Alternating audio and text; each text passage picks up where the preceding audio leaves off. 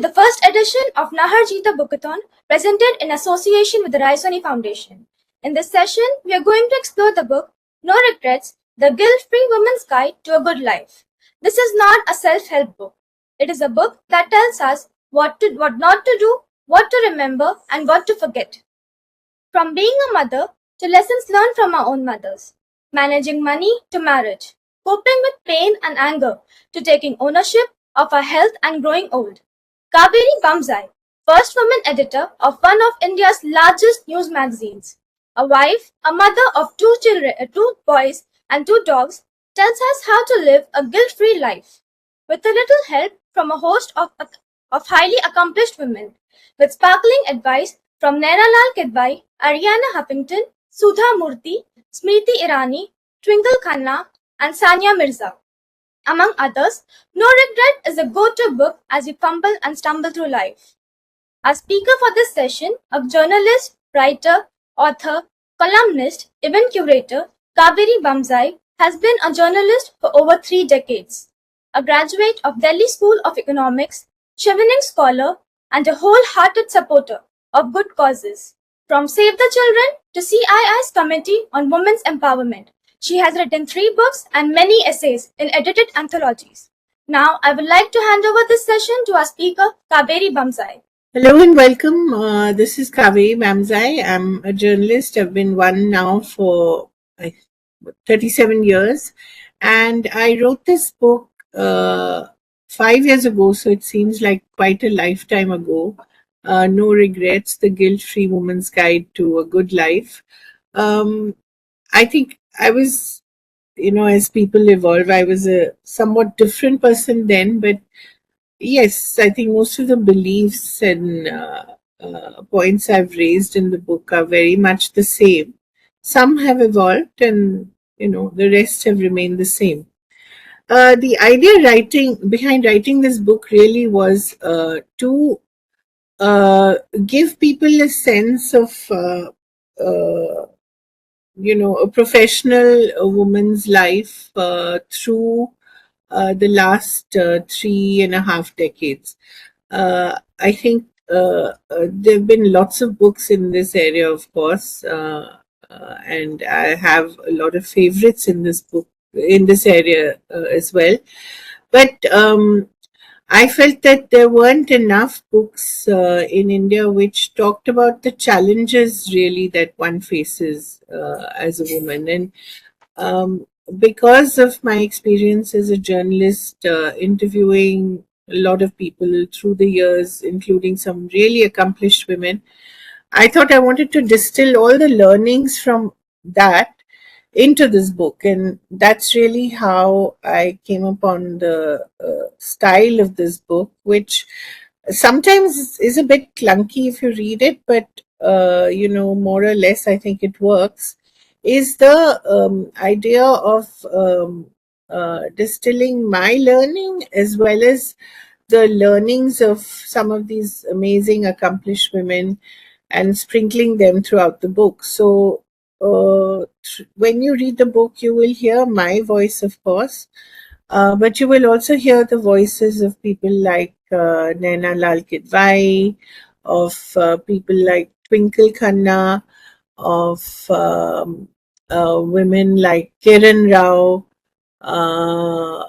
of men like Amish Tripathi as well.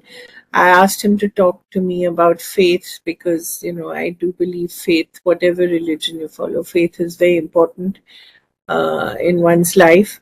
So what I did was I got some of these women and men to talk to me, or or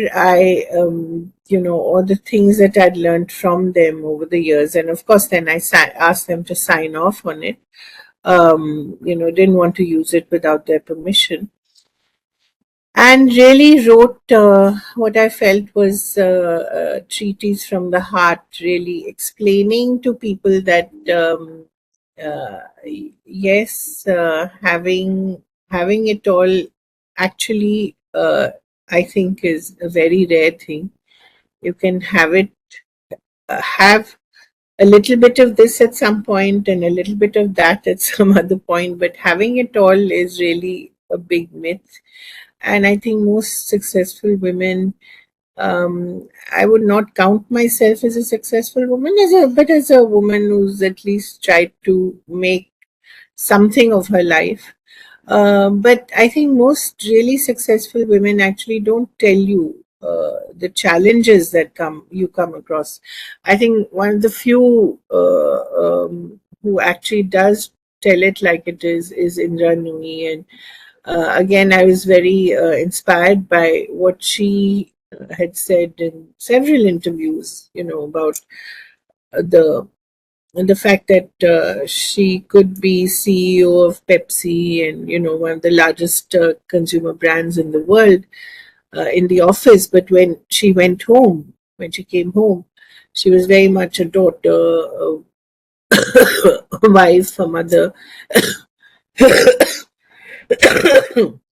And she talks about this one incident when she comes back home after a particularly difficult day at work, and her mother tells her to go and get the milk. And she asks her, why couldn't you do it, or why couldn't you ask someone to do it? Why did you have to wait this long and ask me to do it? And she was told by her mother that she may be whoever she is at work, but at home she's a mum and a wife and a daughter. So I think a lot of us have faced these kinds of issues growing up and in our professional lives as well, where we really do think we've done it all, and we've had major success at work one day, and the same night somebody actually shows you the mirror and says that um, this is who you are. You have to balance these roles. And of course, work life balance is the biggest issue in a woman's life. Nobody ever asks a successful man how he does that, because um, uh, parenting in India is still very much a woman's job. That is, of course, in India, of course, it's assumed that you uh, if you're a successful woman, you'll also have a family, and you'll also have, as you grow into your profession, you'll also grow into what is called the double burden. And your parents will age, and your parents-in-law will age, and that usually happens when your children are growing up as well. So you're sort of bang in the middle of these two big issues. And how do you balance them? How much time do you give to your children? You have to. How much time do you give to your in-laws or your parents who are aging and need care and love and kindness, and of course your spouse as well.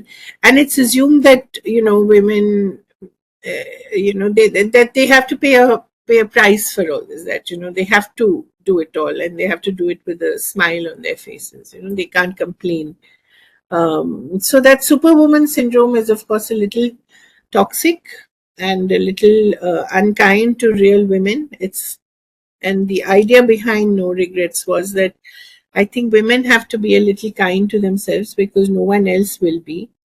And they have to learn to take care of themselves while taking care of their many responsibilities. So I divided the book into various sections. It was one was devoted to work, one was devoted to family.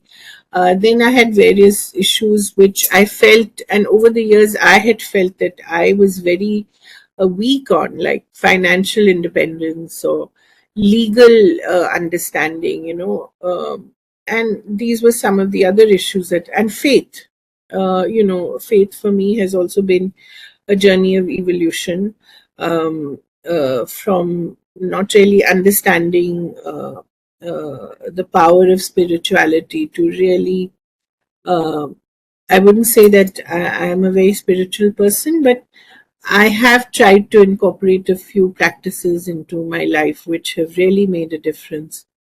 And I wanted to talk about those. And uh, and at the end of it, really, given my age as well, of course, I was younger then, but this is more true now.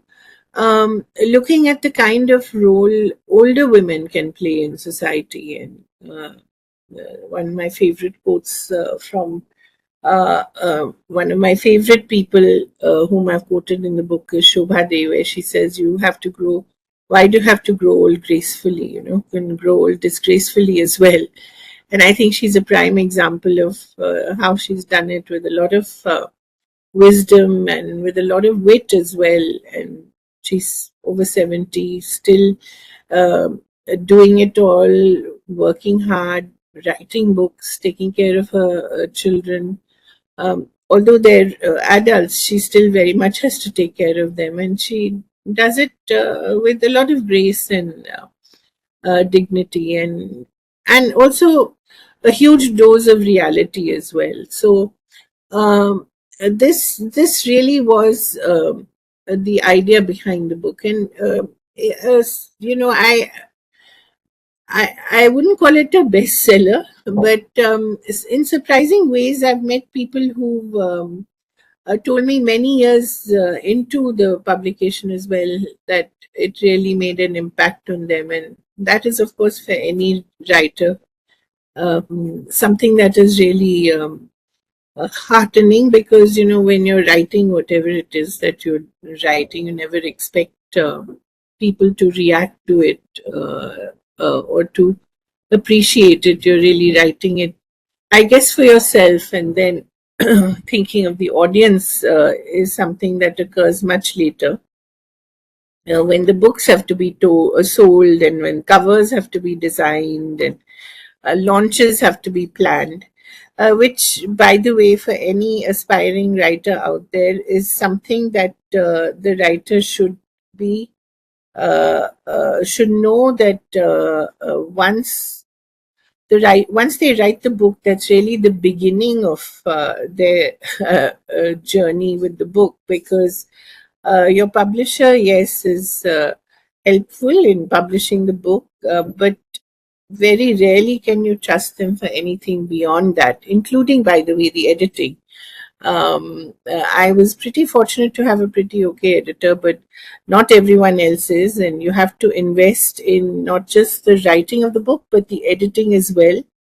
And you certainly have to then be very, very creative in the marketing of it. And often it devolves on the writer himself or herself to do that. So remember that it's one thing to write a book, but it's another thing to get it out there and get it read, and get it understood, get it reviewed in a world where reviews really are shrinking, and space for any kind of literary work, lowbrow, highbrow, whatever, is really shrinking.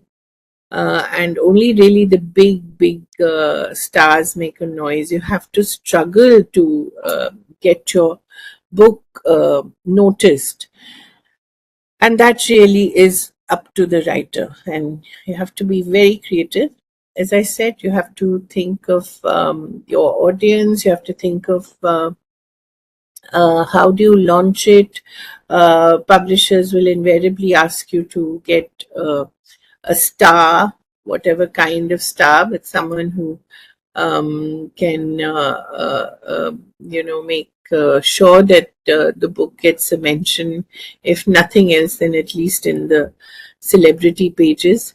So there's a lot to becoming a writer, but uh, uh, there's there's a huge satisfaction, as I said. Surprisingly, someone will come up to you in the middle of an event and say that, oh, they read this book and it made such an impact on your life, on their life, which has happened to me a few times. I wouldn't say very often, but a few times, and it's been really most quite happy, I have to say. But looking back, I wouldn't say that I agree with everything that I wrote at that point. As I said, it was me 5 years ago. So much has changed, especially the 2 years of COVID, I think, have really, injected a huge dose of reality into all our lives. So there's a sense of optimism that runs through the book, which I'm not sure I agree with anymore. But yes, I think if you live in India and if you work in India, you have no choice but to be optimistic and to, learn to take everything head on.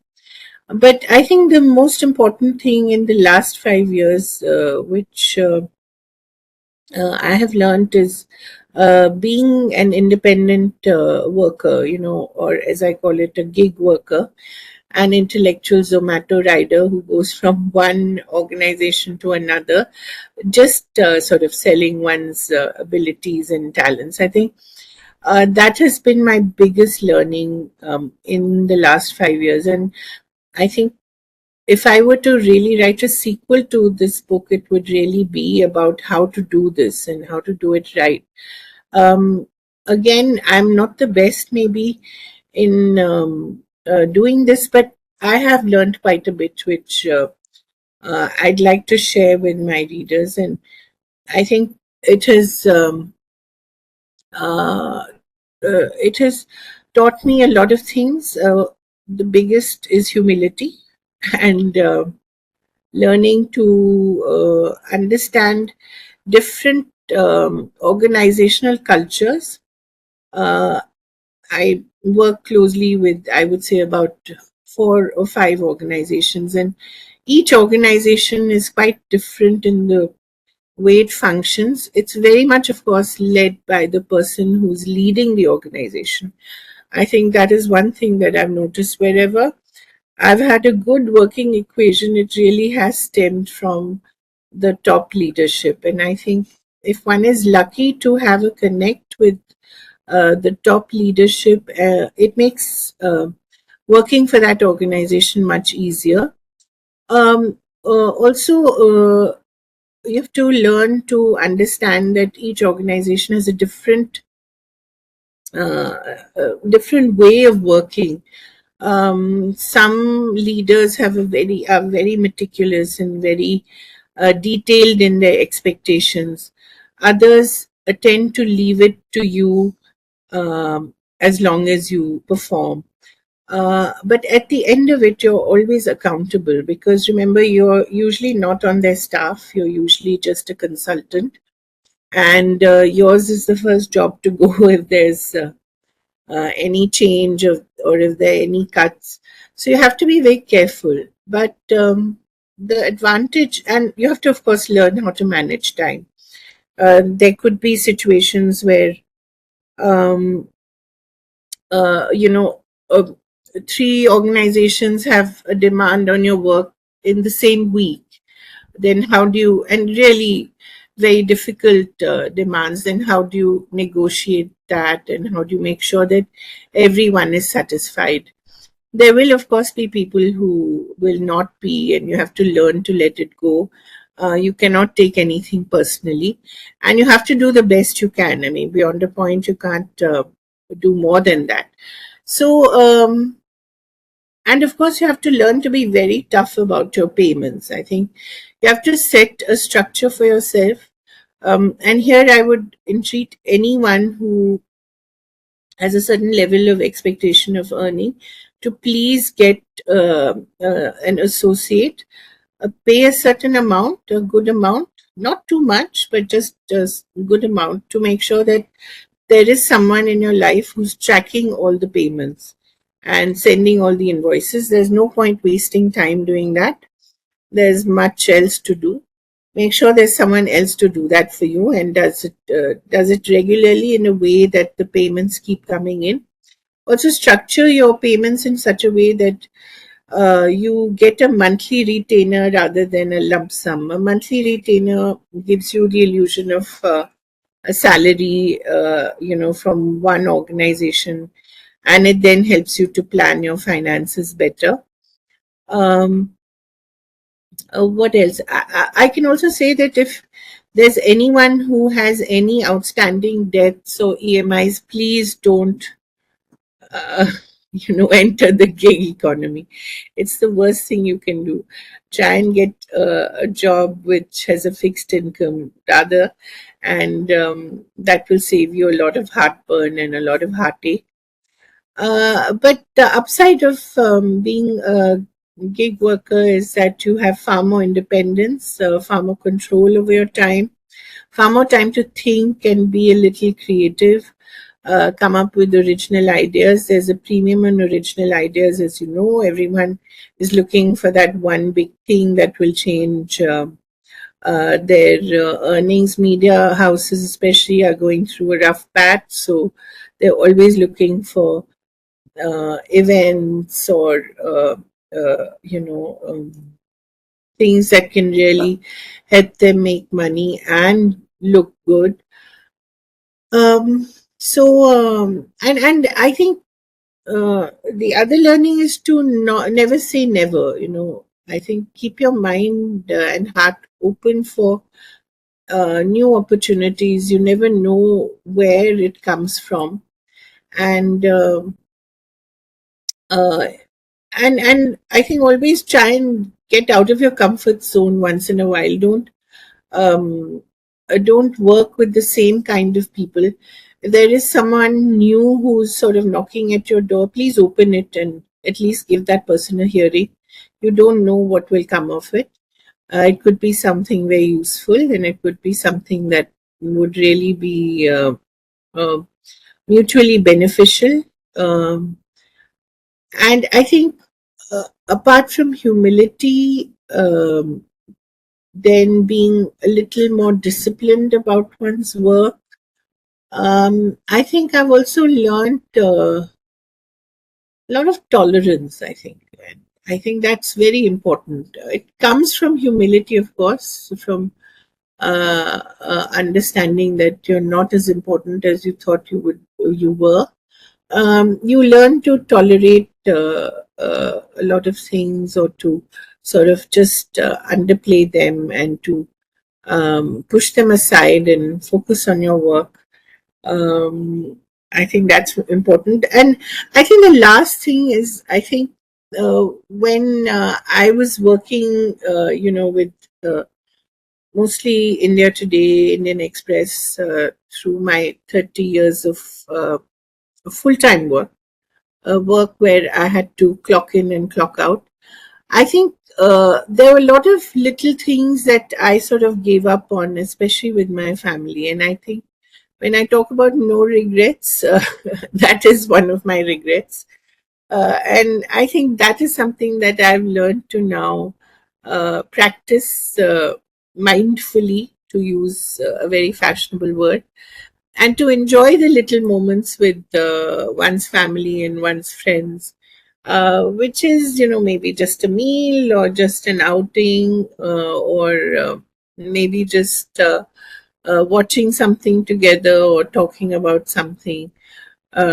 I think those are moments which are very important, and one must learn to cherish those, um, which one tends to sort of underestimate, in that, when you're in that, trying to hustle and, combating office politics, and the changing dynamics, and who's the new boss, and what does he or she want out of you. There's so much going on when you're working for a large organization. You tend to get distracted. So, really, I think these are the things. And when I say, when of course I'm asked, whenever the book comes up, that, how can you talk about a life which is guilt free for a woman?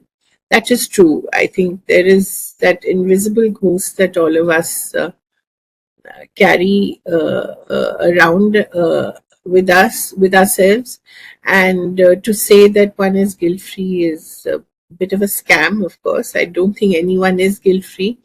But the idea is to get there, and then the idea is to not allow oneself to be validated by others' expectations. And I think, again, that's a very important practice, and one has to really be very um, You have to be very mentally strong and tough to not allow other people to judge you, and to if you must, then you know you I don't think it works. I've very rarely seen any kind of happiness if one allows other people's opinions to determine your own opinion of yourself. And I think you have to be careful there. And you know that's one of the things that I talk about in the book as well. um there was a time when I was thinking of writing a sequel to the book, and we had discussed it with the publisher as well. My publisher is Diyakar of Harper's, and we had thought that we'd do a male version of it, which we decided to call Regrets Only. You know, talking to men about their experiences as fathers, brothers, husbands, workers. They, after all, are also living in the same kind of changed world that we are. And uh, talking to them and incorporating their experiences as well. It's still something I think that I can do and should do, but let's see. One has to have the time from being a gig worker to do that. But I think that would be useful because I think they're not studied as much as they should be, and they're not spoken to as much as they should. Um, and I think when one understands the dynamics of a changing society, the family as unit has changed so much and has to change even more, that that's very important, especially in a culture where masculinity is constantly discussed and is constantly exhibited in extremely toxic terms. One has to understand what being a man is in the contemporary world. How much does he take from his childhood, from the patterns that he sees growing up, into his family?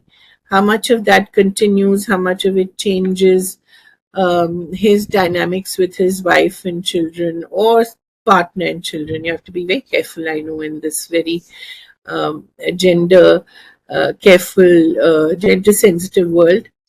But I think that would be an interesting exercise. Of course, I have to have the time for it. But really, this is it. This is what I wanted to share with all of you. Um, I hope it was of some use to the listeners out there, and do go and grab a copy of the book. I believe it's still very much available. I think you might find it interesting, or at least parts of it. And if you disagree with it, please feel happy to say so. But yeah, I think I guess you could look out for the male version of it also at some point. Thank you very much for giving me this opportunity. Thank you.